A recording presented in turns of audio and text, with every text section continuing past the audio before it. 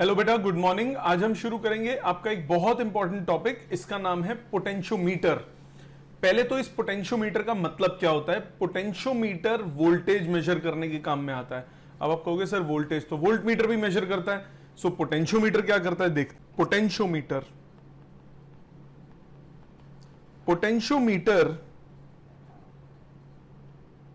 measures EMF of a cell. Voltmeter EMF measure नहीं कर सकता। क्यों नहीं मेजर कर सकता? When a voltmeter is connected across the cell, it draws current from the cell.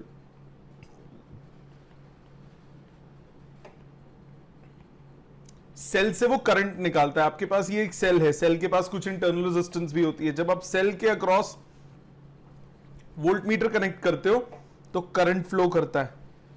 So current flow करेगा, due to which it measures terminal potential difference. Terminal potential difference क्या होता है? E minus I R. तो volt meter जो है वो EMF नहीं major कर पाएगा। वो क्या मेजर करेगा? वो मेजर करेगा terminal potential difference. So potentiometer कैसे कर देता है? Potentiometer is based on null point method. Null point method क्या है अभी बताऊंगा। Null point method, due to which while measuring voltage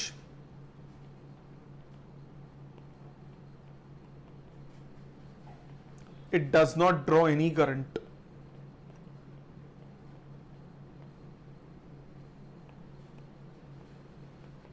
And hence is able to measure EMF. क्योंकि term voltage जो है वो EMF के कब इक्वल होती है? जब करंट की वैल्यू जीरो हो ओपन सर्किट में। अदरवाइज वो क्या होगी? Terminal potential difference is slightly less than EMF. Clear है इतनी बात? कैसे काम करता है, क्या होता है, अब उस पे आ जाते हैं। सबसे पहला टॉपिक है इसमें प्रिंसिपल ऑफ पोटेंशियोमीटर।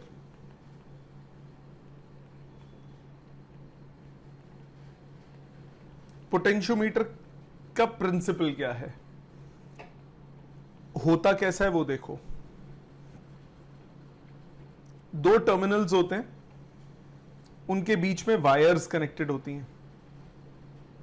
जितनी लंबी वायर हो उतना अच्छा। अभी बताऊंगा क्यों।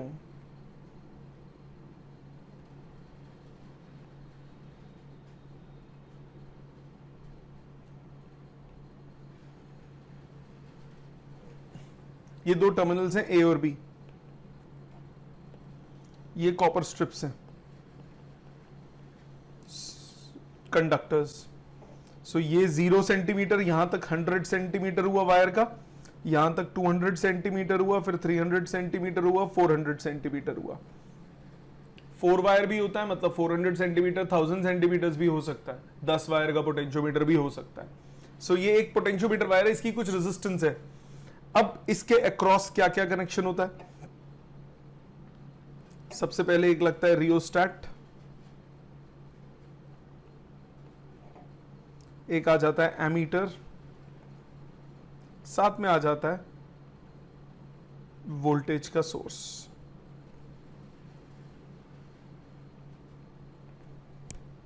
ठीक है, वोल्टेज का सोर्स। इसका प्रिंसिपल क्या है? According to potentiometer principal,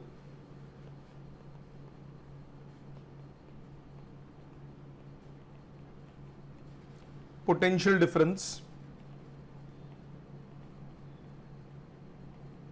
across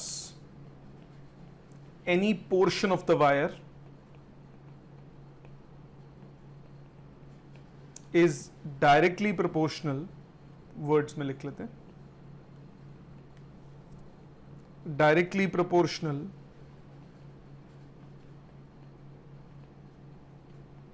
into the length of that portion.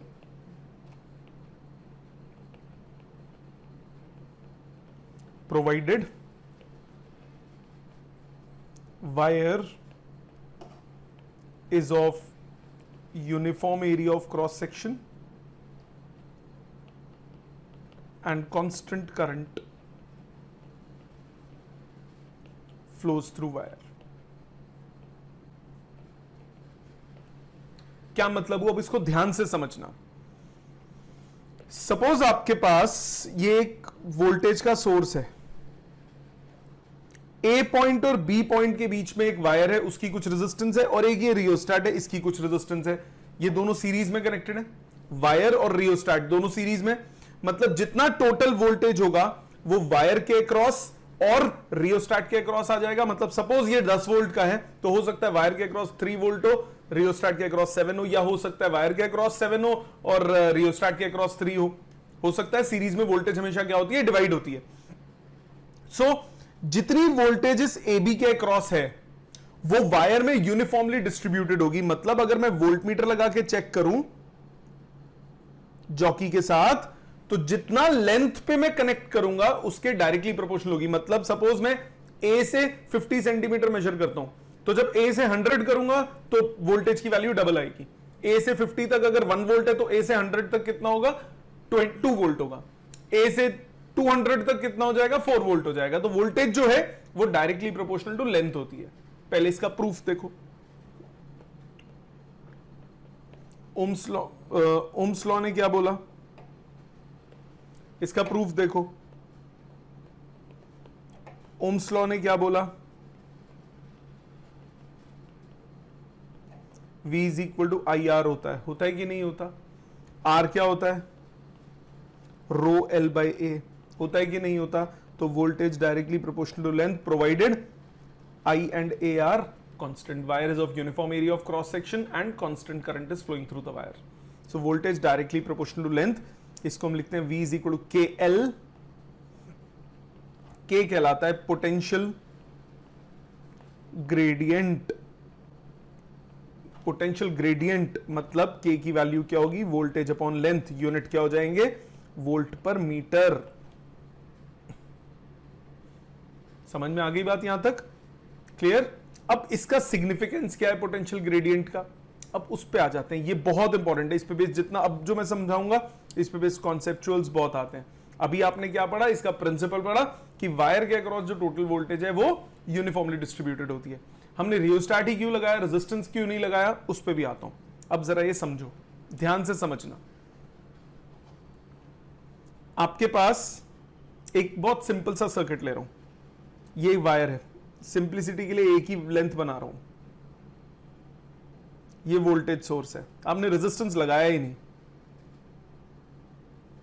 बड़ा ही सिंपल सा सर्किट लिया मैंने. यहां पे 10 वोल्ट है, तो इस वायर के अक्रॉस वोल्टेज कितनी होगी? 10 वोल्ट होगी, क्योंकि और कहीं ड्रॉप है ही नहीं. अगर वायर के अक्रॉस 10 वोल्ट का वोल्टेज है, दोबारा, अगर वायर के अक्रॉस 10 वोल्ट का वोल्टेज है, तो मतलब अगर मैं ए और बी को कनेक्ट करता हूं तो वोल्टेज कितनी आएगी? 10 वोल्ट. ए और उसके मिडल को कनेक्ट करता हूं तो वोल्टेज कितनी आएगी? 5 वोल्ट. यानी ये वायर जो है वो एक वोल्टेज के स्केल की तरह बन जाएगी.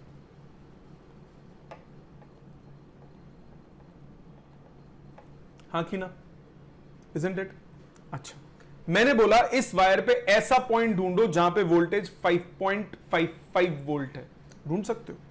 5.55 का मतलब क्या हुआ? 5.5 ये रहा, 5.6 बहुत पास है. इतनी पास है, उनके मिडल का पॉइंट आप एग्जैक्टली ढूंढ ही नहीं सकते. गैप बड़ा होता तो 5.1, 5.2, 5.3 इजीली आप उनके भी हाफ हाफ कर सकते थे ना. ठीक. सो हम क्या करते हैं? हम इसकी लेंथ को अगर मैं बड़ा कर दूं, इसको मैंने 10 टाइम्स कर दिया लेंथ को, मतलब ये 0 वोल्ट, ये ए था, यहां 1 वोल्ट हो जाए, यहां 2 वोल्ट हो जाए, इस एंड सो ऑन.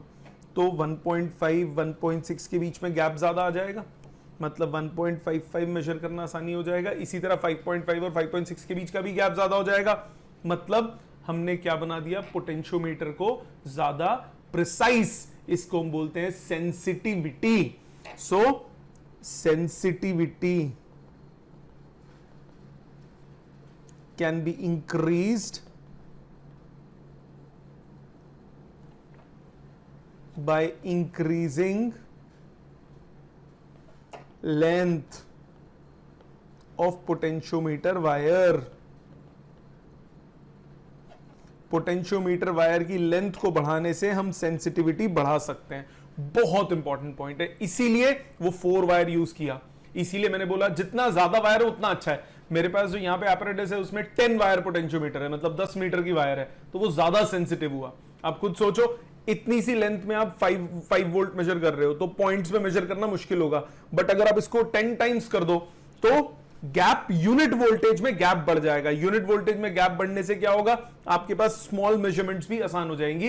तो हम बोलते हैं कि मेजरमेंट जो है वो ज्यादा प्रिसाइज हो गई, या आप बोल सकते हो ज्यादा क्या हो गई, पोटेंशियोमीटर ज्यादा सेंसिटिव हो गया। सेंसिटिव होने का मतलब मोर प्रिसिशन, ज्यादा प्लेसेस ऑफ डेसिमल तक आप आंसर निकाल सकते हो। ये पॉइंट क्लियर? ओके। सेंसिटिविटी के बाद दूसरा पॉइंट आ जाता है, सपोज करो मेरे पास ये वायर है, मैं इसको चेंज नहीं कर सकता। मैं क्या, मैं आपका स्कूल का एपरेटस तोड़ तो नहीं सकते, जो वायर उन्होंने दे दी आपको उससे काम करना है। ये एक वायर है, आपके पास यही वायर है, आप इसको छेड़ नहीं सकते। ओके, अब छेड़ नहीं सकते तो क्या कर सकते हैं? पहले इसी वायर पे हम 10 वोल्ट मेजर कर रहे थे, मैं क्या करूं, साथ में एक रेजिस्टेंस कनेक्ट कर दूं। सीरीज में वोल्टेज डिवाइड होती है, तो ये अगर 10 वोल्ट है, एग्जांपल ले रहा हूं, ये अगर 10 वोल्ट है, मैंने इस रेजिस्टेंस की ऐसे वैल्यू चूज की कि यहां पे 2 वोल्ट आ जाए और यहां पे 8 वोल्ट आ जाए, तब भी गैप तो बढ़ गया ना, 0 2, ये 1 1.5 1.6 का गैप तो इंक्रीज हो गया, बट इसका नुकसान हो गया। क्या नुकसान हो गया? रेंज पोटेंशियोमीटर की कम हो गई। अब आप 2.5 नहीं मेजर कर सकते, आपको 0 से 2 तक का ही मेजरमेंट करना पड़ेगा।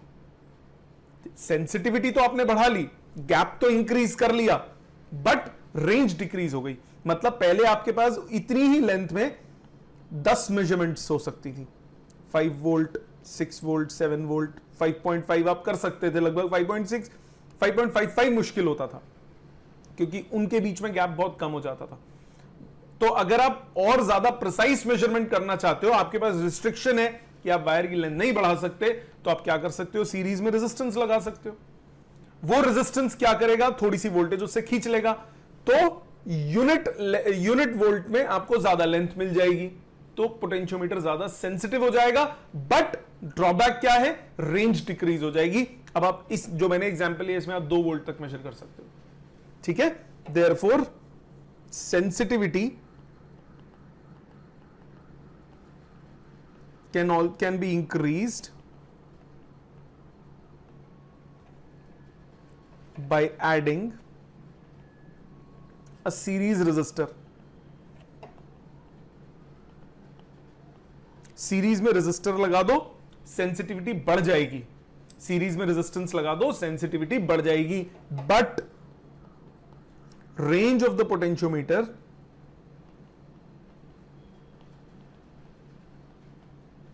डिक्रीजेस, रेंज कम हो जाएगी, ये नुकसान होगा इसका, ठीक है। That is why we make use of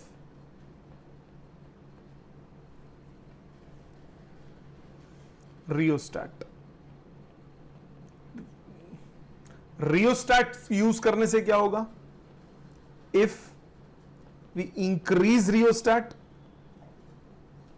को रेजिस्टेंस बढ़ाना कम करना आसान है। अगर आप रियोस्टैट बढ़ाते हो तो क्या होगा, तो voltage across rheostat increases, therefore voltage across wire decreases, hence sensitivity increases। अगर हम कम कर दें, डिक्रीज करें रियोस्टैट की वैल्यू, तो वोल्टेज रियोस्टैट के अक्रॉस कम हो जाएगी, मतलब वोल्टेज अक्रॉस वायर बढ़ जाएगी, मतलब सेंसिटिविटी कम हो जाएगी बट रेंज बढ़ जाएगी। तो आप रेंज और सेंसिटिविटी में खेल सकते हो। रियोस्टेट बढ़ाओगे, वायर की वोल्टेज कम हो गई, सेंसिटिविटी बढ़ जाएगी, रेंज कम हो जाएगी। रियोस्टेट कम करोगे तो आप, रियोस्टेट बढ़ाने का मतलब आप ज्यादा वोल्टेज रियोस्टेट पे ले गए, रियोस्टेट पे ज्यादा वोल्टेज ले गए तो वायर पे कम बची, वायर पे कम बची तो वायर सेंसिटिव हो गई बट रेंज डिक्रीज हो गई। जब आपने रियोस्टेट कम किया तो आपने रियोस्टेट से वोल्टेज रिलीज कर दी, रियोस्टेट में अब कम वोल्टेज है तो वायर में वोल्टेज ज्यादा है, वायर में वोल्टेज ज्यादा है तो रेंज बढ़ गई, रेंज बढ़ गई पर सेंसिटिविटी कम हो जाएगी। मतलब आप कह सकते हो, ऑल इन ऑल आप ये कह सकते हो पोटेंशियल ग्रेडियंट क्या होता है, V बाय L। या तो आप V कम कर दो या L बढ़ा दो, दोनों ही केसेस में K कम हो जाएगा, सेंसिटिविटी बढ़ जाएगी। Therefore to increase sensitivity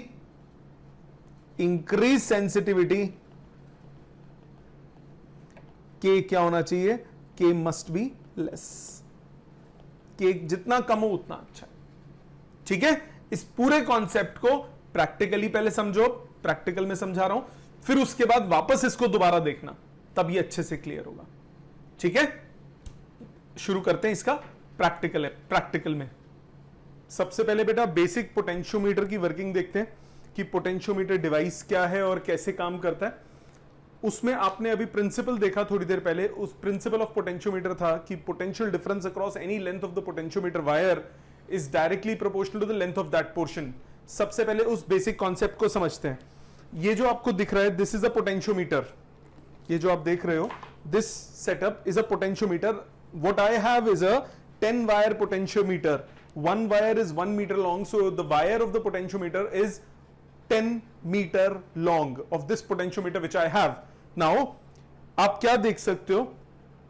It is starting from this point, मतलब it is starting from this point, इधर से 100 सेंटीमीटर, then 100 से 200, ये सीरीज सर्किट है, देखो यहां से कनेक्शन है, 200 से 300, 300 से 400, 500, 600, 700, 800, 900, and it ends at this point 1000. So it's a 1000 centimeter long wire.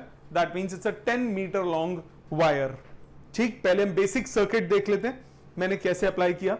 ये दो एंड्स है, this is first and, first and से मैंने एक की लगाई है, की के साथ सीरीज में मैंने एक रियोस्टेट कनेक्ट किया, रियोस्टेट को positive terminal of the battery से कनेक्ट कर दिया। So basically this terminal is at high potential.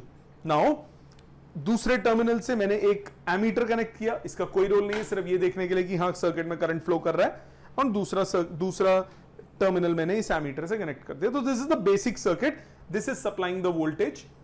आप इसको कुछ ऐसे सोचो, ये एक बैटरी है, बैटरी के साथ दो रेजिस्टेंसेस कनेक्टेड हैं सीरीज में, one is this resistance, the other one is this resistance, this wire has some resistance. So जो भी वोल्टेज ये बैटरी सप्लाई करेगी, some part of voltage will be across this and remaining voltage is across this. Let me show you, इसको switch on करता हूं मैं, यहां से मैंने की को बंद रखा हुआ है।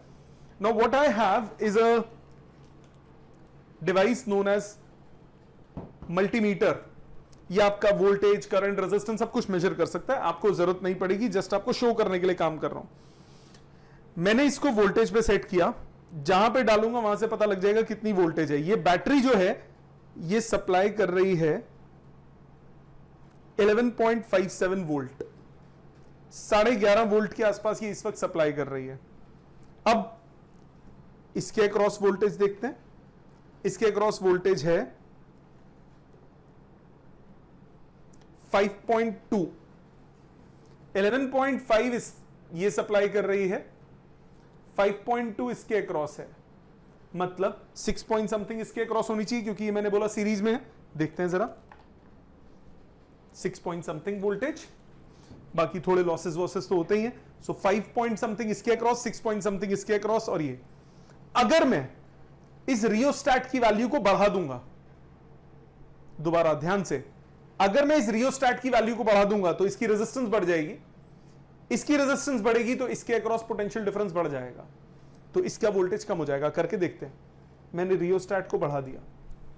अब इसके अक्रॉस वोल्टेज की वैल्यू 6.64 हो गई, पहले 6.2 थी, और बढ़ाता हूं, मैक्सिमम कर दिया। इसके क्रॉस वैल्यू आई 7.4। ठीक है, मतलब आप रियोस्टैट बढ़ाओगे तो इसके अक्रॉस वोल्टेज बढ़ जाएगी, इस वायर के अक्रॉस वोल्टेज क्या हो जाएगी, कम हो जाएगी। बात क्लियर? मतलब इसको कम करोगे तो इसके अक्रॉस वोल्टेज घट जाएगी, इस वायर के अक्रॉस वोल्टेज बढ़ जाएगी। ये बात क्लियर? सो सीरीज, बेसिक सीरीज सर्किट में इसका काम क्या है, इसको मैं कम ज्यादा करूंगा तो इसके अक्रॉस वोल्टेज कम ज्यादा हो जाएगी।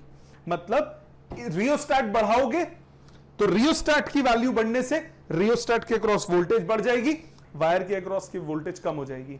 रियोस्टैट कम करोगे, रियोस्टैट की वोल्टेज कम हो जाएगी, वायर की वोल्टेज बढ़ जाएगी।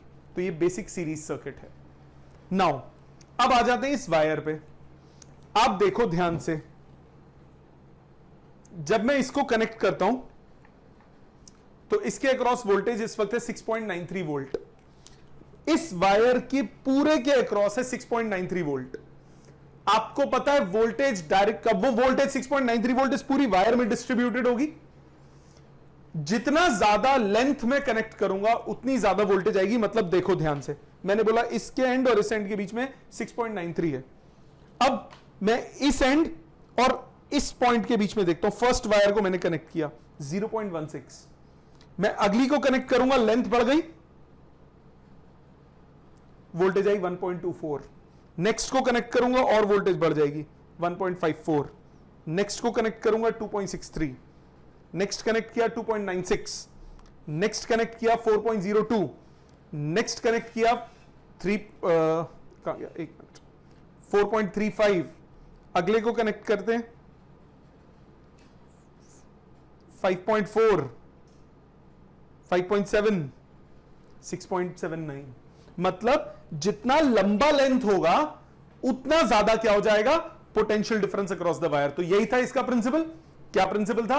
Potential drop across any portion of this wire is directly proportional to the length of that portion. ठीक है, इतनी बात समझ में आ गई। एक और चीज समझो, दो टर्म्स इसमें हम डिफाइन करते हैं, एक होता है सेंसिटिविटी और एक होता है रेंज। सेंसिटिविटी और रेंज। सपोज करो मेरे पास ये एक टर्मिनल है, ये दूसरा टर्मिनल है, मैंने बोला 6.99 मतलब करीब करीब 7 वोल्ट के आसपास है इन दोनों के अक्रॉस। मैं चाहता हूं मैं इसका ऐसा वोल्टेज मेजर करना चाहता हूं जो 3.5 वोल्ट है। इजीली ढूंढ सकता हूं, ये रहा, मैंने बोला ये देखो, ये बढ़ रहा है 0.3, 1.0, 1.7, 2.4, 3.11, 3.87, इन दोनों के बीच में कहीं होगा। आगे चलते हैं, 3.34, 3.45,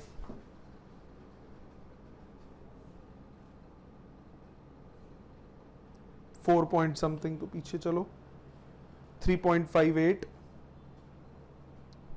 3.52, 3.50, ये आ गया लेंथ। इन दोनों के अक्रॉस पोटेंशियल डिफरेंस 3.5 है, मैं इजीली पकड़ लिया। सपोज करो ये 10 वायर की जगह एक ही वायर होती, अगर ये एक ही वायर होती सो पूरी वायर के अक्रॉस 7 वोल्ट होता, 3.5 बिल्कुल मिडल में आता ना। मैंने बोला 3.55 मेजर करना है, 3.5 और 3.6 पास पास होते, मिडल ढूंढना थोड़ा मुश्किल था, 3.555 निकालना है और मुश्किल हो जाता। सो सेंसिटिविटी का मतलब कि आप कितना ज्यादा प्रिसाइज मेजरमेंट कर सकते हो, second place of decimal, third place of decimal, उसके लिए हमें क्या करना होगा, ज्यादा वायर का पोटेंशियोमीटर चाहिए। क्यों? अगर यहां पे 7 वोल्ट है सिर्फ पहली वायर में, तो पूरा का पूरा 7 वोल्ट इसी में डिस्ट्रीब्यूटेड है, सारी की सारे जो पॉइंट्स है वो इसी वायर पे है। बट अब वो 7 वोल्ट जब ये 10 वायर का है तो वो 7 वोल्ट इस पूरे में डिस्ट्रीब्यूटेड है। 3.5 देखो, 3.52 देखो, दोनों में काफी गैप था, तो मेजर करना आसान होगा, इसीलिए हम बोलते हैं कि पोटेंशियोमीटर की सेंसिटिविटी ज्यादा होगी अगर वो लॉन्ग वायर पोटेंशियोमीटर होगा, इसलिए हम लॉन्गर वायर यूज करते हैं। ठीक है, एक और पॉइंट, दूसरा पॉइंट है range of the potentiometer. Range क्या है? ये पोटेंशियोमीटर मैक्सिमम कितना वोल्ट मेजर कर सकता है? 7 वोल्ट। मैं चाहता हूं कि इसकी रेंज को मैं बढ़ा दूं, रेंज को बढ़ाऊंगा तो मुझे इसके अक्रॉस वोल्टेज बढ़ानी है, वोल्टेज बढ़ानी है तो मैं क्या करूंगा? रियोस्टेट को कम कर दूंगा, बढ़ गई वोल्टेज, तो इसकी रेंज इंक्रीज हो गई। मैं चाहता हूं इसकी रेंज को कम कर दूं, लो जी रेंज कम हो गई। रेंज कम होने से क्या होगा? रेंज कम होने से पूरी लेंथ में कम वोल्टेज आएगी, बट ज्यादा सेंसिटिव हो जाएगा, वो ज्यादा प्रिसाइज हो जाएगा। क्यों? इस पूरी वायर में अगर आप 10 वोल्ट मेजर कर रहे हो सपोज, तो यानी हर वायर में 1 वोल्ट मेजर हो रहा है। हर वायर को 1 वोल्ट सोचो, 0.5 0.6 के बीच में गैप काफी लंबा होगा, तो आप मेजरमेंट अंदर की भी आसानी से कर सकते हो। बट अगर इसी वायर में 100 वोल्ट में मेजर करता हूं, तो अब एक वायर में 10 वोल्ट आ गई, यहां तक 5 वोल्ट, यहां तक 1 वोल्ट, 1.5 यहां पे, 1.5 और 1.6 के बीच में गैप ज्यादा नहीं है, तो 1.55 निकालना मुश्किल है कि नहीं? तो पोटेंशियोमीटर की सेंसिटिविटी अब कब ज्यादा बढ़ा सकते हो? अगर आप उसके अक्रॉस वोल्टेज को कम कर दो, ताकि आपको बड़ी वायर में कम वोल्टेज मेजर करनी हो, ताकि आप प्रिसाइज मेजरमेंट कर सको, या फिर आप लेंथ को बढ़ा दो। दोनों ही केसेस में पोटेंशियल ग्रेडियंट क्या हो जाएगा? रिड्यूस हो जाएगा। तो बेसिकली पोटेंशियल ग्रेडियंट रिड्यूस करके आप क्या कर सकते हो? सेंसिटिविटी बढ़ा सकते हो। इतनी बात समझ में आ गई? ये था बेसिक्स ऑफ पोटेंशियोमीटर। ठीक, आई होप आपको प्रैक्टिकल में समझ में आ गया होगा और आपने दोबारा एक बार देख लिया है। अब हमने पोटेंशियोमीटर यूज किया to measure EMF of a cell. कैसे मेजर करते हैं ईएमएफ, अब उस पे आते हैं। To measure EMF of a cell, mind it, ये मैंने एडिशनल डेरिवेशन करा रहा हूं, ये डेरिवेशन नहीं है, न्यूमेरिकल का टेक्निक है। जितने न्यूमेरिकल्स होंगे सब इसी टेक्निक से होंगे, ये फॉर्मूला नहीं है। To measure EMF of a cell using potentiometer. कैसे मेजर करते हैं EMF of a cell potentiometer से? ध्यान दो, आपके पास ये एक सेल है,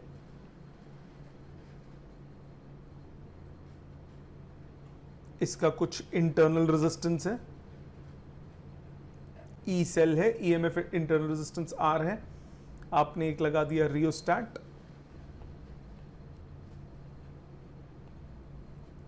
ये आपके पास एक पोटेंशियोमीटर वायर है AB is a potentiometer wire. जिस सेल की आपको ईएमएफ मेजर करनी है उसको A से कनेक्ट करते हैं, उसका पॉजिटिव टर्मिनल, ये E डैश सेल है, साथ में लगाते हैं एक रेजिस्टेंस बॉक्स और सीरीज में गैल्वेनोमीटर और हाथ में रखते हैं जॉकी। ठीक है, इतनी बात समझ में आई? बेसिक सर्किट ये है। होता क्या है वो साइड में समझाऊंगा ताकि इस सर्किट में गंदगी ना हो। आपके पास ये ऊपर एक वोल्टेज सोर्स है,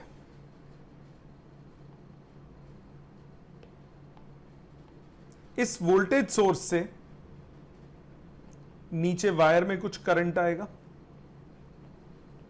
यहां से कुछ करंट आएगा, ये करंट दो पार्ट्स में डिवाइड होगा, एक यहां जाएगा, कुछ करंट नीचे जाएगा।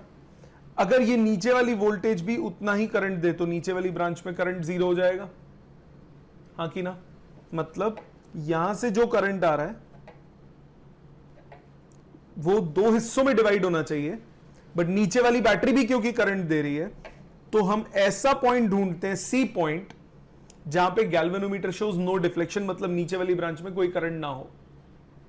दोबारा, मैं जॉकी से ऐसा पॉइंट ढूंढूंगा जहां पे नीचे वाला जो गैल्वेनोमीटर है वो जीरो डिफ्लेक्शन शो करे। गैल्वेनोमीटर जीरो डिफ्लेक्शन शो करेगा मतलब नीचे वाली ब्रांच में करंट क्या हो जाएगा? जीरो। तो हमें क्या लगेगा? जितना भी करंट आया वो सीधा सीधा यहां से पास हो गया, नीचे कोई करंट गया ही नहीं। एक्चुअल में ऐसा नहीं होगा, एक्चुअल में क्या होगा, सपोज ऊपर से 3 एंपियर आया, 2 एंपियर इधर गया, 1 एंपियर इधर गया, नीचे वाली बैटरी ने भी 1 एंपियर सप्लाई कर दिया, तो वो 1 एंपियर ऊपर जाके इसको 3 एंपियर ही बना देगा। तो हमें ऐसा लगेगा कि नीचे कोई करंट नहीं गया, ओवरऑल नीचे करंट क्या होगा, 0, ऊपर वाली ब्रांच में करंट क्या होगा, जो भी ऊपर से आया था।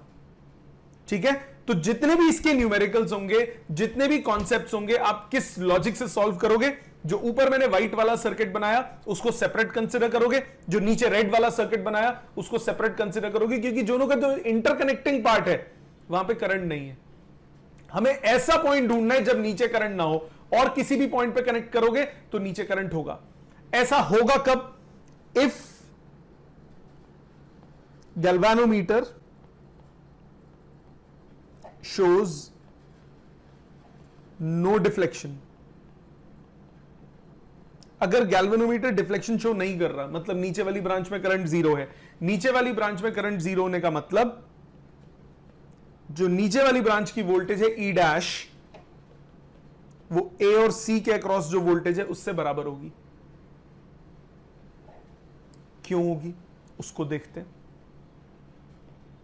देखो ध्यान से, ये वायर बना रहा हूं, ए और बी, नीचे बैटरी है ई डैश, ये मैंने कनेक्शन कर दिया। जो ऊपर से करंट आ रहा है वो इसमें ड्रॉप बनाएगा प्लस माइनस। तो जब ये पॉजिटिव इस पॉजिटिव के इफेक्ट को कैंसिल करे और ये नेगेटिव इस नेगेटिव के इफेक्ट को कैंसिल करे, तो नीचे करंट कितना होगा, 0। मतलब जो ए और सी पॉइंट है, ये जो पॉइंट है जिस पॉइंट पे हमने टच किया जहां पे गैल्वेनोमीटर 0 डिफ्लेक्शन शो कर रहा है, ये वोल्टेज जो वायर की उस लाइन की है वो नीचे वाली वोल्टेज के क्या होगी, इक्वल। तो जो नीचे वोल्टेज है ई डैश वो किसके बराबर होगी, ऊपर जो जिस पॉइंट पे आपने नल डिफ्लेक्शन शो की हुई है। सो ये अगर स्मॉल एल लेंथ है तो आप लिख सकते हो ई डैश इक्वल टू के टाइम्स स्मॉल एल। ये के टाइम्स स्मॉल एल कैसे आया, क्या बताया था, potential difference across any section of the wire is directly proportional to the length of that section।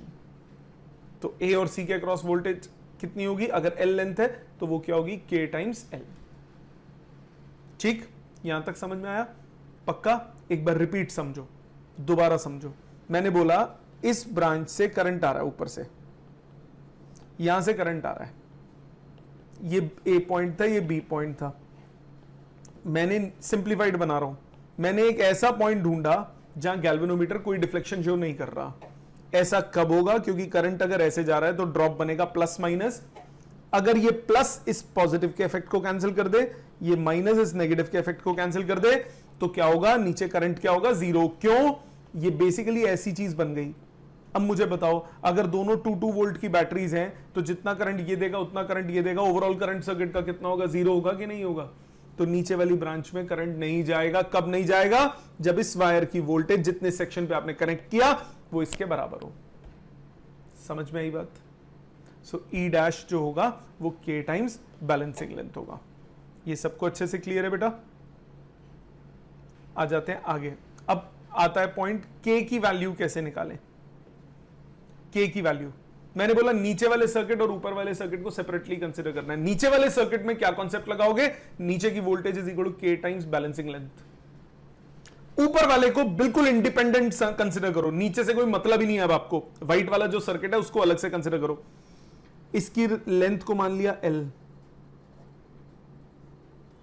Complete length जो वायर की है उसको मान लिया L, और इसकी वायर की रेजिस्टेंस को मान लिया R wire, resistance of wire. अब क्या करेंगे, ऊपर वाली ब्रांच में करंट निकालो। नीचे वाले को बोलते हैं सेकेंडरी सर्किट, ऊपर वाले को बोलते हैं प्राइमरी सर्किट।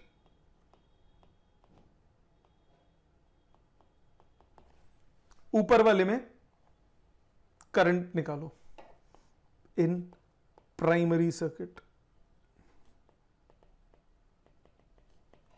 करंट कितना होगा, टोटल वोल्टेज ऊपर वाले सर्किट की कितनी, सिर्फ व्हाइट वाले को देखो, ई वोल्टेज है। टोटल रेजिस्टेंस कितनी है उसकी, resistance of wire plus rheostat plus small R, R of wire plus rheostat plus small R. जो नीचे वाला कैपिटल आर है ना सेकेंडरी सर्किट में, उसका कोई काम ही नहीं है, वो हो ना हो कोई फर्क नहीं पड़ता, क्योंकि करंट ही नहीं है उस ब्रांच में। जब करंट ही नहीं है तो वोल्टेज कहां से आएगी? ये हो गया टोटल करंट सर्किट का। मतलब वोल्टेज निकालो ए बी की, ये होगी I into resistance of wire, मतलब E upon resistance of wire plus rheostat plus R into R of wire. ये हो गई ए बी के अक्रॉस वोल्टेज। ए बी के अक्रॉस वोल्टेज आपको पता लग गई, के की वैल्यू क्या होगी? Total voltage upon total length. Total voltage कितनी है? E into resistance of wire upon resistance of wire plus RH plus small r divided by length. Yes और नो? के की वैल्यू आ गई, सब्सटीट्यूट करो 2 in 1। सेकंड को फर्स्ट में सब्सटीट्यूट करते हैं, आपके पास E डैश कितना आ गया? E into resistance of wire upon R of wire plus rheostat plus small r into L by capital L। E dash निकल जाएगा, EMF आएगी। अब नीचे वाली ब्रांच में क्योंकि करंट नहीं है तो सेल के अक्रॉस वोल्टेज क्या होगी? EMF, वो टर्मिनल पोटेंशियल डिफरेंस नहीं होगा। समझ में आया? एक बार रिपीट देखो इसको, यहां तक क्लियर है? अब एक और पॉइंट देखो इसका, पहले एक बार रिपीट बना रहा हूं उसको वैल्यू के साथ। सपोज आपके पास यहां पे एक सेल है, जो ऊपर वाला सेल था, इसको हम एक नाम देते हैं, इसको बोलते हैं ड्राइवर सेल, क्योंकि ये सर्किट में करंट सप्लाई करता है। साथ में था रियोस्टैट, एक थी वायर। ध्यान देना, बहुत बहुत इंपॉर्टेंट पॉइंट्स हैं जितने बता रहा हूं। सपोज करो ये है 10 वोल्ट, सीरीज में वोल्टेज डिवाइड होती है। लेट्स सपोज यहां पे है 5 वोल्ट और इसके अक्रॉस है 5 वोल्ट। मैं नीचे सेल लगाता हूं, उसकी EMF है 7 वोल्ट। क्या आप नल पॉइंट ढूंढ सकते हो? नल पॉइंट आ सकता है क्या? नहीं आएगा। क्यों नहीं आएगा नल पॉइंट? ये वायर है 5 स्केल की, 1 2 3 4 5, वोल्टेज डिवाइड हो जाती है। अब इस मैंने बोला नीचे वाली वोल्टेज और ऊपर की वोल्टेज को मेरे को बराबर करना है। ऐसा पॉइंट ढूंढना है जहां पे ये वोल्टेज और उस सेक्शन की वोल्टेज क्या हो? इक्वल। तो 5 वाली वायर में आप 7 का पॉइंट ढूंढ सकते हो क्या? नहीं होगा ना, तो इसका मतलब नल पॉइंट नहीं आएगा। तो ये एक एरर हो सकता है, ये एक एरर हो सकता है। जितनी वायर के अक्रॉस वोल्टेज है वो ज्यादा होनी चाहिए नीचे वाली जिसको आप बैलेंस कर रहे हो उससे। आपके पास ऊपर वायर में 5 वोल्ट है, अगर यहां पे 2 वोल्ट होता तो आप 2 का पॉइंट ढूंढ सकते थे, ये नल पॉइंट आ जाता। बट आप 7 वोल्ट का पॉइंट ढूंढ ही नहीं सकते, क्योंकि आपके पास ओवरऑल वोल्टेज ही 5 वोल्ट है, तो आप 7 वोल्ट कहां से ढूंढोगे? सो एक पॉसिबिलिटी ऑफ एरर क्या हुई कि आप एक ऐसा पॉइंट ढूंढ रहे हो जो कि उस वायर पे एग्जिस्ट ही नहीं करता। मतलब जो ड्राइवर सेल की वोल्टेज है या वायर की जो वोल्टेज है वो कम है as compare to the voltage of the cell which is to be balanced. जिसको आप बैलेंस कर रहे हो उससे कम है। ठीक। दूसरा एरर क्या हो सकता है? दूसरा एरर ये हो सकता है, सपोज आपने सब कुछ ठीक किया, ये 10 वोल्ट था, ये रियोस्टैट था,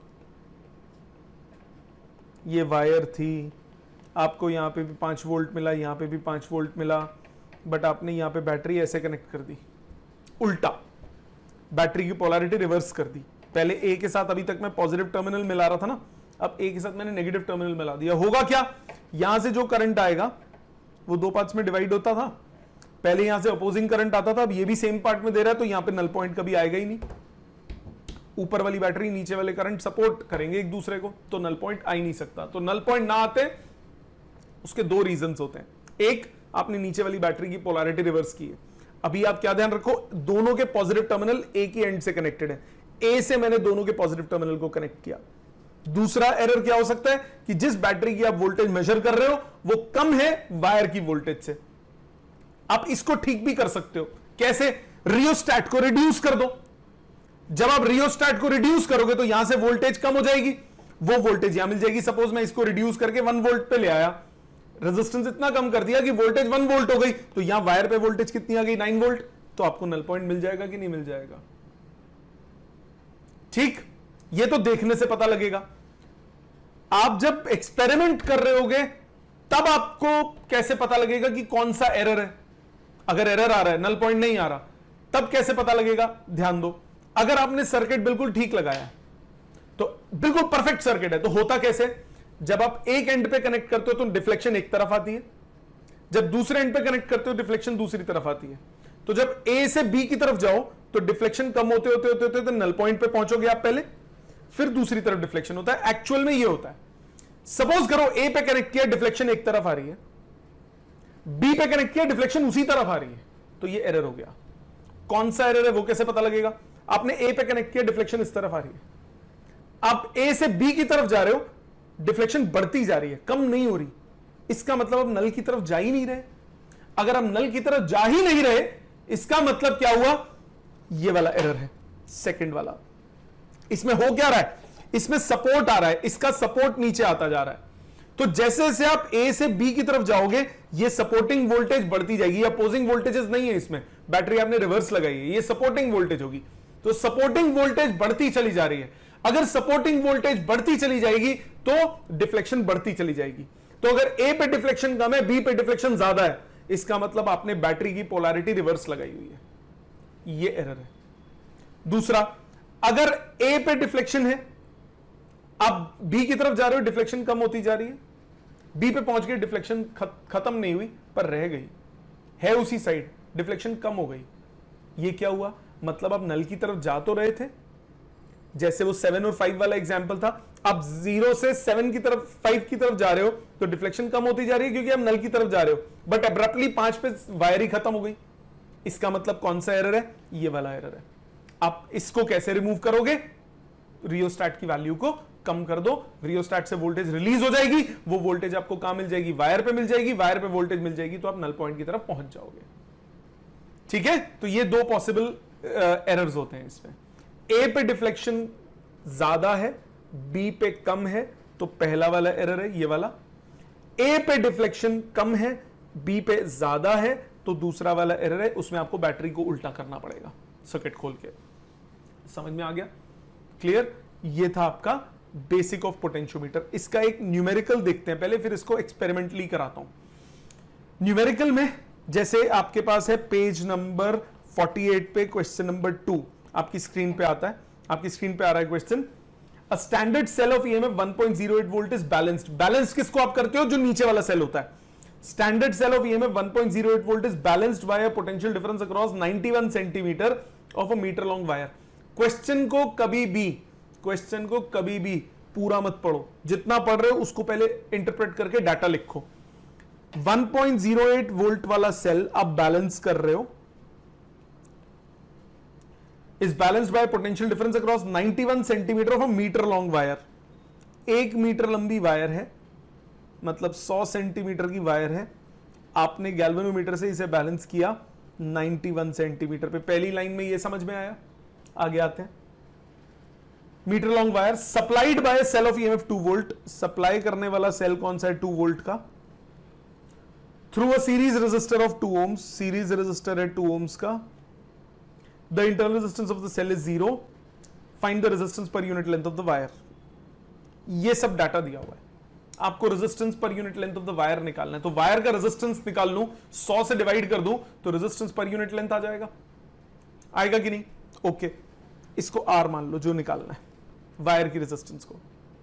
ठीक, अटेम्प्ट कैसे करोगे? क्वेश्चन बहुत सिंपल है। मैंने क्या बोला? प्राइमरी अलग कंसीडर करो, सेकेंडरी सर्किट अलग कंसीडर करो। ऊपर वाला सर्किट सेपरेट, नीचे वाला सेपरेट। नीचे वाले को कैसे सॉल्व करते हैं? Using secondary circuit. नीचे वाले से कैसे करते हैं? जो बैलेंस्ड वोल्टेज हो रही है इज इक्वल टू के टाइम्स बैलेंसिंग लेंथ। तो नीचे वाले सर्किट से के निकाल लो, 1.08 अपॉन 91 वोल्ट पर सेंटीमीटर रख लो संभाल के। नीचे वाला सर्किट सॉल्व हो गया, खत्म कर दिया। दोनों से के निकालो, इक्वेट कर दो, सारे क्वेश्चन हो जाएंगे। ऊपर वाले सर्किट पे आते हैं, फॉर प्राइमरी सर्किट, जो ऊपर वाला है। प्राइमरी सर्किट से के कैसे निकालोगे? पहले निकालोगे करंट।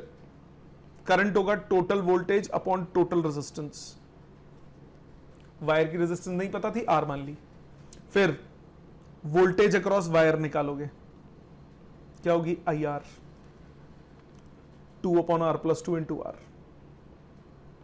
वायर की वोल्टेज आ गई, अब के निकाल लोगे। के की वैल्यू क्या हो गई? वायर की वोल्टेज अपॉन टोटल लेंथ। तो ऊपर वाले से के कैसे निकालोगे? पहले करंट निकालोगे वेरिएबल्स की फॉर्म में, फिर करंट निकालने के बाद IR करके वायर की वोल्टेज अपॉन वायर की लेंथ, आपके पास क्या हो जाएगा?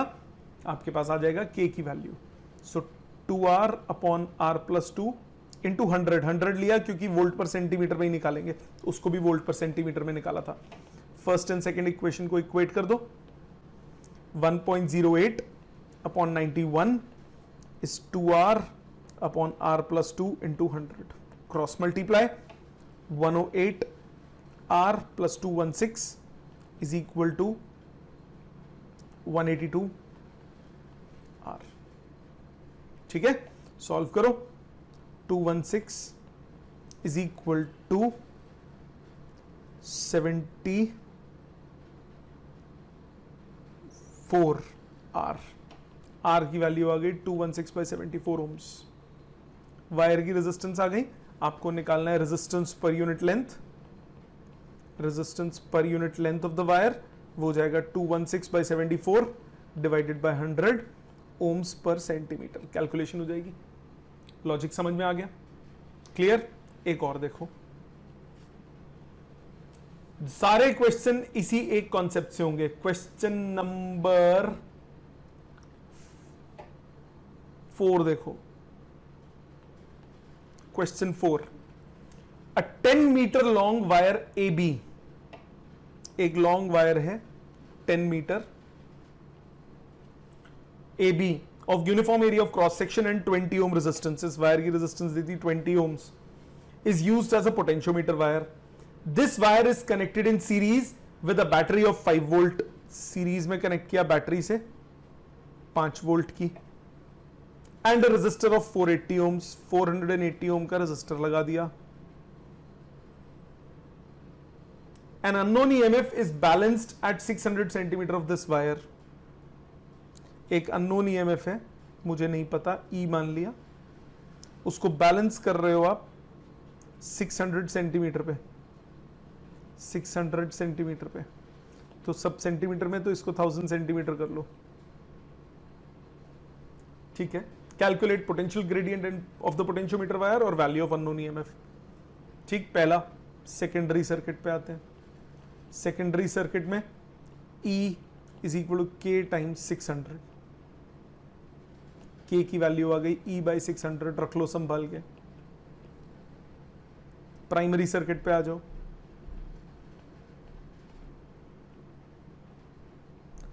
प्राइमरी सर्किट में मैंने क्या बोला था? पहले निकालते हैं करंट। करंट होता है total voltage upon total resistance, 20 plus 480, 5 by 500 ampere, मतलब 1 बाई 100 एम्पियर। ये करंट आया। करंट के बाद निकालते हो वायर की वोल्टेज IR। R क्या है? वायर की रेजिस्टेंस 1 बाई 100 इंटू वायर की रेजिस्टेंस 20 ओम्स, 1 बाई 5 वोल्ट। ठीक है, वायर की वोल्टेज निकालने के बाद K की value total voltage upon total length 1 by 5 into 1000 volt पर सेंटीमीटर। सो 1 बाई 5000, ये K की वैल्यू आ गई। एक ये निकालना था। दूसरा, ये सेकेंड इक्वेशन है, substitute second in first, E by 600 is equal to 1 by 5000। E की वैल्यू कितनी आ गई? 6 बाई 50, 3 बाई 25 वोल्ट। समझ में आ गई बात? क्लियर? एब्सोल्युटली। तो ये इस टाइप के क्वेश्चंस हैं। इजी लगे? ओके। अब आप क्या करो, यहां तक समझ में आ गया ना? जितना मैंने अभी एक्सप्लेन किया, अब इसका एक प्रैक्टिकल देखो। प्रैक्टिकल देखने के बाद इसको रिपीट करना। ठीक, देखो इसको। अब मैं पोटेंशियोमीटर से EMF निकालना चाहता हूं एक सेल का। ये अपर सर्किट मेरा सेम है जो पहले चल रहा था।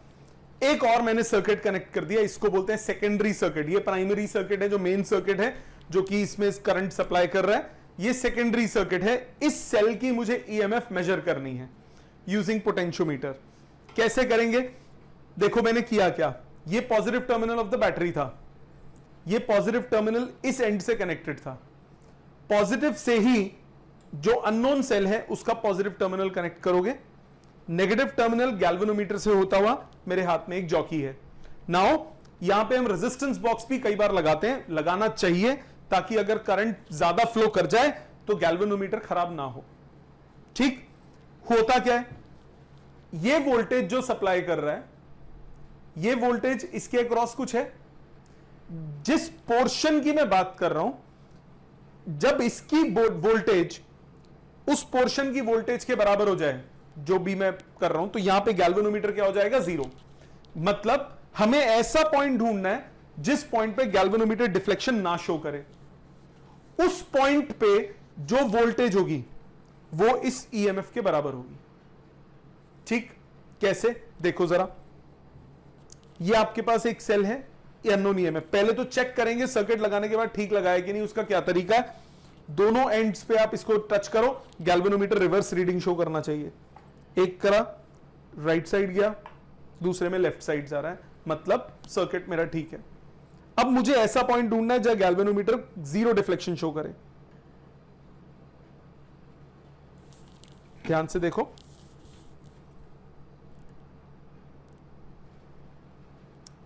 इसमें जेंटली हल्के हाथ से प्रेस नहीं करना है। ये पॉइंट है जहां गैल्वेनोमीटर 0 डिफ्लेक्शन शो कर रहा है, दिस पॉइंट। इसकी लेंथ देख लेते हैं कितनी है।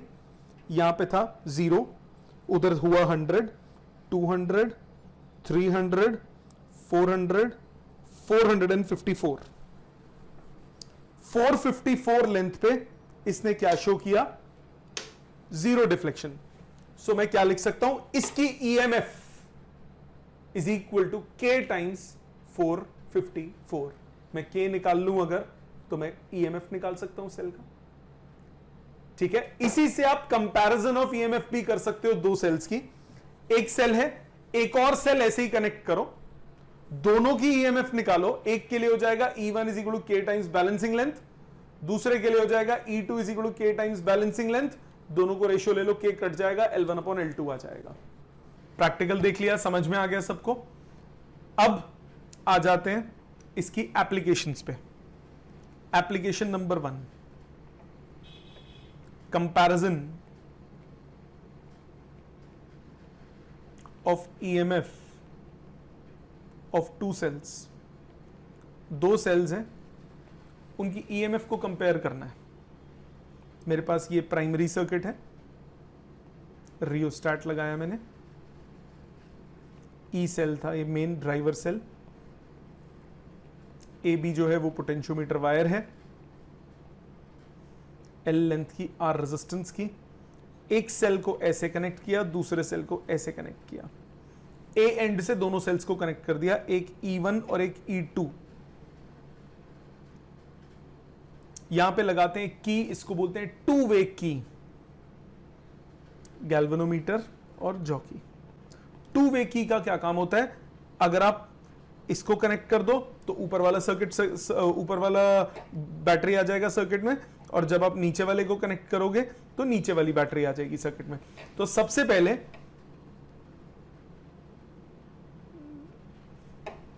Connecting 1 and 2, let null point is at L1 length. 1 and 2 को पहले कनेक्ट किया, मान लिया नल पॉइंट निकाला L1 लेंथ पे, बैलेंसिंग लेंथ है L1, मतलब E1 कितना हो जाएगा, K टाइम्स L1। नीचे वाले सर्किट में यही करते हो। Okay, now disconnect 1, 2 and connect 1 and 3. Let null point is at L2. अब 1 और 3 को जब कनेक्ट करूंगा तो E2 सेल सर्किट में आ गया, E1 बाहर हो गया, तो E2 कितना हुआ, K टाइम्स L2, L2 पे। सो E1 बाई E2 किसके बराबर आया, L1 बाई L2 से। EMF का रेशियो निकल सकता है। सो 2 सेल्स की EMF को आप क्या कर सकते हो, कंपेयर कर सकते हो यूजिंग पोटेंशियोमीटर। ठीक है, इस पे बेस्ड भी पहले एक क्वेश्चन देखो। डायरेक्ट क्वेश्चन तो आ जाता है, मैं थोड़ा सा इंटरेस्टिंग क्वेश्चन करूंगा। सपोज आपके पास इसी में ही है क्वेश्चन नंबर 17, आपको बोला ये एक ड्राइवर सेल है, साथ में लगाया आपने वेरिएबल रेजिस्टर या रियोस्टैट बोल दो, ये पोटेंशियोमीटर वायर है। Now you have two sections like this, एक में ऐसे कनेक्शन है, नल पॉइंट आता है, और एक ऐसा कनेक्शन है, नल पॉइंट निकालते हो। सो ये E1 E2 है, ये भी E1 E2 है। तो पहले E1 E2 अपोजिंगली कनेक्टेड है, दूसरे टाइप में E1 E2 सपोर्टिवली कनेक्टेड है। आपको बोला पहले जो नल पॉइंट आ रहा है वो 120 पे है, बाद में 300 पे है। 120 सेंटीमीटर पे पहले नल पॉइंट है, बाद में 300 सेंटीमीटर पे नल पॉइंट है। अब जब फर्स्ट कनेक्शन करूंगा, जब 120 वाला है तब अपोजिंग बैटरीज हैं, तो ओवरऑल वोल्टेज क्या हो गई, E1 माइनस E2। अपोजिट होता है तो बैट सीरीज में क्या करते हो, सब्ट्रैक्ट कर देते हो, ये आ गया K टाइम्स 120। इसी तरह से दूसरे में E1 प्लस E2 हो गया, वो ये हो गया K टाइम्स 300। मानते हो जी, कोई दिक्कत? आपको निकालना है E1 और E2 का रेशो, दोनों को ऐड करो। 2E1 इस K टाइम्स 420, दोनों को सब्ट्रैक्ट करो। 2E2 second minus first equation कर रहा हूं, वो आ गया K टाइम्स 180। मतलब दोनों को रेशियो ले लो, 2 कट गया, 420 बाय 180, 7 6 42 और 6 3 18, तो रेशियो आ गई 7:3। क्लियर? आगे क्या बोला, position of null point for E1, okay, for E1 null point निकालना है, तो आपके पास 2E1 is equal to K times 420 था। E1 को आप लिख सकते हो K टाइम्स 210, मतलब पोजीशन ऑफ नल पॉइंट क्या हुई, 210 सेंटीमीटर। सिर्फ किसके लिए, E1 अगर कनेक्टेड हो तो। लॉजिक समझ में आ गया? क्लियर? नेक्स्ट टाइप पे आ जाते हैं, दूसरी एप्लीकेशन अगली, इसका नाम है finding internal resistance of a cell using potentiometer. एक सेल का इंटरनल रेजिस्टेंस निकालना है, कैसे निकालेंगे? इसका इंटरनल रेजिस्टेंस निकालने के लिए हम क्या करेंगे, मेरे पास एक सर्किट है, ये आपका मेन सर्किट है AB, ड्राइवर सेल आपने कनेक्ट किया with rheostat, main primary circuit है ये, इसमें कोई इशू नहीं। इसकी सेल की EMF को नहीं लिख रहा कुछ नाम। नीचे आपके पास सेकेंडरी सर्किट है, इसकी कुछ इंटरनल रेजिस्टेंस भी होगी, उसका कोई काम नहीं आता था अभी तक क्योंकि सीरीज में करंट नहीं होता था। आपने गैल्वेनोमीटर लगाया और जॉकी कनेक्ट कर दी। अब क्या किया, आप इसके पैरेलल में एक रेजिस्टेंस बॉक्स कनेक्ट कर दो विद अ की। जब की ओपन है, व्हेन की के नाम दे देता हूं इसका, के इज ओपन, सेल है E, इंटर रेजिस्टेंस है स्मॉल r। जब की ओपन है तो सेम सर्किट हो गया जो अभी तक करते थे। Let null point be at L1, मतलब E कितना हो जाएगा, K टाइम्स L1। हां कि ना? यहां तक कोई शक? क्या किया मैंने, की को ओपन किया, की को ओपन करूंगा, उस सेल में से कोई करंट नहीं पास करेगा, नीचे वाला सर्किट होना ना होना एक बराबर, तो यही पुराना वाला सर्किट बन गया। पुराना सर्किट में क्या किया था, बैलेंसिंग लेंथ निकाली थी, तो E क्या हो गया, K टाइम्स L1। नाउ की को क्लोज कर दिया, व्हेन की K इज क्लोज्ड, यहां करंट फ्लो करने लग जाएगा इस ब्रांच में। नल पॉइंट निकाल भी लिया, फिर भी नीचे वाली ब्रांच पे तो करंट फ्लो करेगा ना, जो मैंने रेड से मार्क किया, क्योंकि यहां तो इन एनी केस इस ब्रांच पे करंट जीरो हो जाएगा, इधर जीरो हो जाएगा, बट यहां तो फ्लो करेगा ही। और अब सेल के अक्रॉस वोल्टेज ईएमएफ नहीं रहेगी, क्योंकि अगर करंट फ्लो करता है सेल के अक्रॉस तो वोल्टेज क्या होती है, terminal potential difference. Terminal potential difference less than EMF है, लेस देन ईएमएफ है, तो अब जो बैलेंसिंग लेंथ होगी वो कम आएगी। So when K is closed, current will pass through cell, therefore voltage across cell is terminal potential difference. Yes or no? Terminal potential difference होगा which is less than EMF.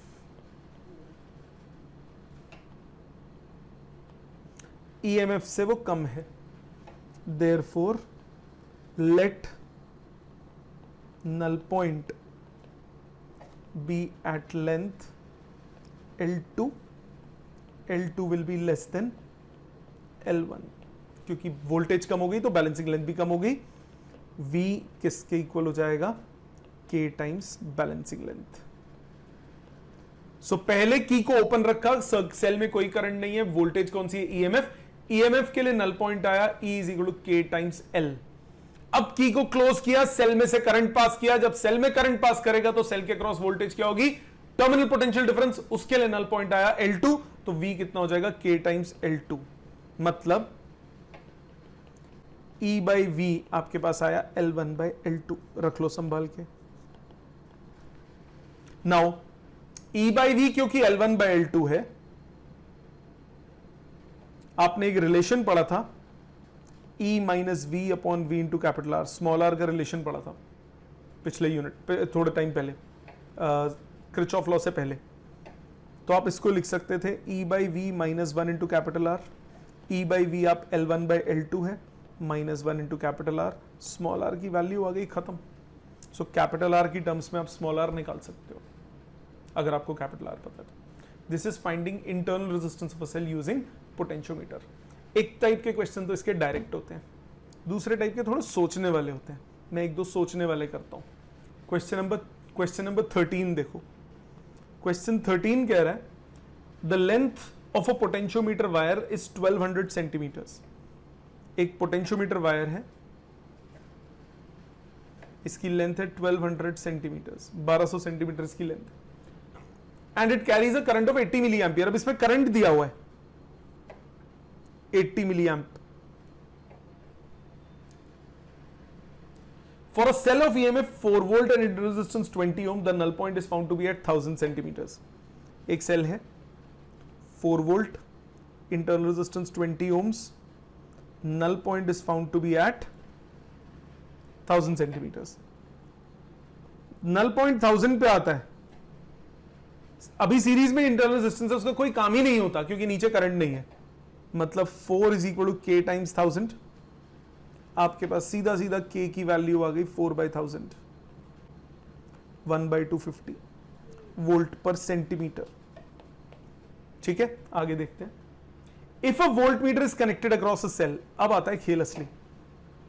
इसके parallel में आपने volt meter connect कर दिया तो current flow करेगा। यहां पे जो टर्मिनल पोटेंशियल डिफरेंस होगा वो वोल्ट मीटर की रीडिंग होगी। Voltmeter is connected across a cell, balancing length decreases by 20 centimetre, मतलब अब बैलेंसिंग लेंथ हो गई 980। मतलब अब जो वोल्टेज होगी वो होगी K टाइम्स 980। K आप ऑलरेडी निकाल चुके हो, 1 बाई 250 टाइम्स 980, 98 बाई 25, ये आ गया 3.92 वोल्ट्स। ये क्या हो गई, वोल्ट मीटर की रीडिंग आ गई। आगे क्या बोला, find the resistance of the whole wire, अभी निकालते हैं। दूसरा बोला था रीडिंग ऑफ वोल्ट मीटर, हमने निकाल लिया। तीसरा बोला रेजिस्टेंस ऑफ वोल्ट मीटर, वो भी निकालते हैं। अब दो चीजें रह गई यानी निकालनी, एक resistance of the whole wire. Resistance of the whole wire आप K निकाल चुके हो। इस पूरी वायर के लिए वोल्टेज AB क्या होगा, K times total length. K कितना निकाल चुके हो, 1 बाई 250, यह आ गया 120 बाई 25, मतलब 5 से काटते हैं 24/5 वोल्ट, बाद में देखते हैं पॉइंट्स में। ठीक है, यहां तक क्लियर। ये वोल्टेज आ गई। के की वैल्यू कितनी है? के ये वोल्टेज निकाल चुके हो आप वायर की। वायर की वोल्टेज पता है, वायर का करंट पता है, रेजिस्टेंस ऑफ वायर क्या हो गया? Voltage R is equal to V/I upon current. Voltage है 24/5 और करंट है 80 मिली एम्पियर। 18 × 10⁻³ ऊपर 1000 चला गया। 0 8 3 से 24, 5 से कटा 20, आंसर आ गया 60 ohms. Resistance of whole wire आ गया 60 ओम्स। के आ चुका है, वी आ चुका है। तीसरा निकालना है रेजिस्टेंस ऑफ वोल्ट मीटर। अब आपके पास रिलेशन है, रेजिस्टेंस ऑफ वोल्ट मीटर को आर मान दिया। आर क्या होगा? L1/L2 -1 into capital R. Small R आप निकाल, स्मॉल आर आपके गिवन है 20 ओम्स। पहले L1 होता है EMF के लिए, वो दिया है 1000। L2 होता है टर्मिनल पोटेंशियल डिफरेंस के लिए, वो दिया हुआ 980 -1 into resistance of volt meter. ये हो गया इक्वल टू था, so 20 is equal to 20 upon 980 into R. R की वैल्यू आ गई 980 ohms. So resistance of potentiometer wire कितनी हो गई? 980 ओम्स। यहां तक समझ में आ गया? सो ये मैंने कुछ क्वेश्चंस किए हैं पोटेंशियोमीटर के। अभी मैं इसको दो हिस्सों में डिवाइड करके न्यूमेरिकल्स कराऊंगा। इसके न्यूमेरिकल्स में टाइम लगता है, थोड़े टफ है, धीरे धीरे करके मैं दूंगा इसके क्वेश्चंस। आज आपको सबसे पहले टोटल क्वेश्चंस जो पोटेंशियोमीटर के आपके असाइनमेंट में हैं वो है 28। सो फर्स्ट क्लास में आपको फर्स्ट 15 क्वेश्चंस करने हैं, फर्स्ट 14 क्वेश्चंस रादर, दो पार्ट्स में डिवाइड करते हैं। सो आज का होमवर्क है page number 48, question number 1 to 14। 28 total है, दो पार्ट्स में डिवाइड करके करेंगे। सो ये फर्स्ट 14 क्वेश्चंस आपको होमवर्क नेक्स्ट क्लास में कंप्लीट करना है। ओके, समझ में आ गया पोटेंशियोमीटर? इस वीडियो को कम से कम आपको 2 से 3 बार 4 बार भी देखना पड़ सकता है। ये पोटेंशियोमीटर थोड़ा सा दिक्कत करता है, इतना आसान नहीं है पर इतना मुश्किल भी नहीं है अगर आप ध्यान से करो। Okay, thank you very much.